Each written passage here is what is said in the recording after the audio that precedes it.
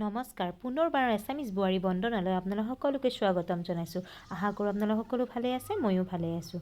আজি হ'ল উৰুকা, গতিকে আমি উৰুকাত কি বনালোঁ আপোনালোকৰ মাজত দেখুৱাই যাওঁ। আলু পিঁয়াজখিনি কুটি লৈছোঁ, এইখিনি পাৰৰ বাবে, এইখিনি পঠাৰ বাবে, এইখিনি আদা নহৰু আৰু পিঁয়াজ, এইখিনি পানীলাও লৈছোঁ, ইয়াতে দি দিছোঁ পানীলাওৰ খাৰ কৰিম, এখন মিক্স ভাজি কৰিম। এয়া আৰি মাছ, তেলখিনি ধুনীয়াকৈ গৰম হ'বলৈ দি হালধি নিমখ সানি মই মাছখিনি ধুনীয়াকৈ ভাজি লৈছোঁ। এতিয়া আন এখন কেৰাহীত তেল দি মাছৰ বাবে পাঁচফোৰণ দিছোঁ। মাছ, বিলাহী, আলু আৰু খুঠি টেঙাৰে বনাম।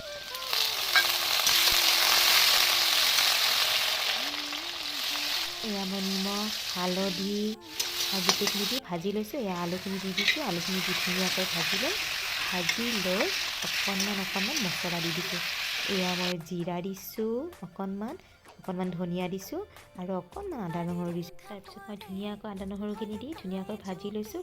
যিহেতু আজি উৰুকা, ইফালে বৌ পাঠাৰ মাংস বনাবৰ কাৰণে এই কেৰাহী বহাই দিছে, ইয়াতে চেনি দিছে আৰু এই পাঠাৰ মাংস বহাই দিছে।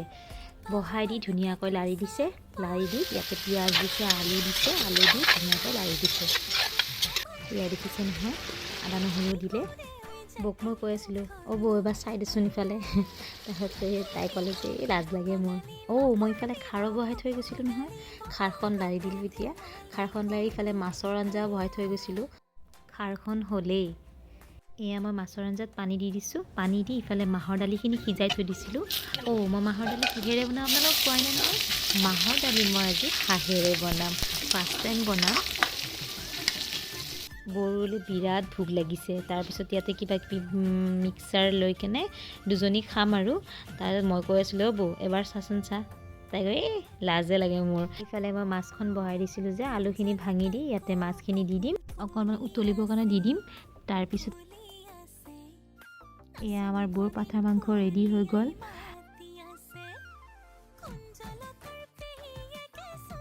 আমাৰ খাৰো ভাজি হৈ গ'ল।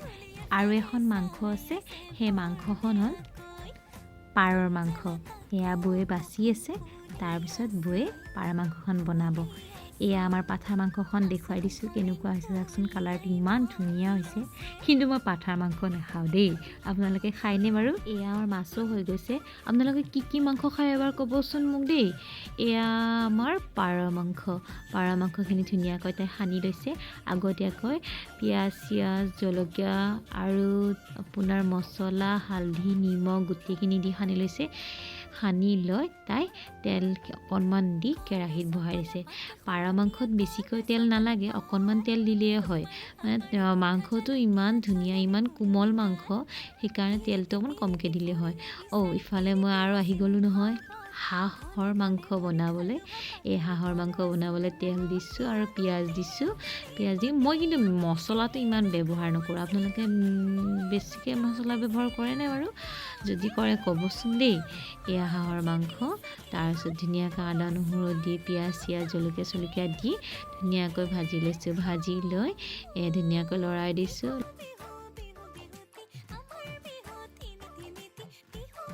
এয়া বৌয়ে পাৰ মাংস বনাই আছে। ইফালে মই হাঁহৰ মাংসত অকণমান পানী দি দিছোঁ।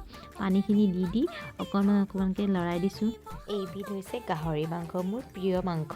এতিয়া মই আপোনালোকক গোটেইখিনি দেখুৱাই যাম কি বনালোঁ মই। এয়া মাছ, এয়া ভাজি, এয়া গাহৰি মাংস, এয়া হ'ল খাৰ, এয়া হ'ল পাঠাৰ মাংস,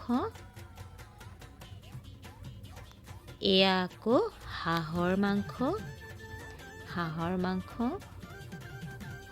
খানা ৰেডি হৈ গ'ল। যদি মোৰ এই খানাৰ আজি ভিডিঅ'টো ভাল পাইছে, তেতিয়াহ'লে লাইক, শ্বেয়াৰ এণ্ড ছাবস্ক্ৰাইব কৰি মোৰ ভিডিঅ'টো আগলৈ নিয়াত সুবিধা কৰি দিব। ধন্যবাদ।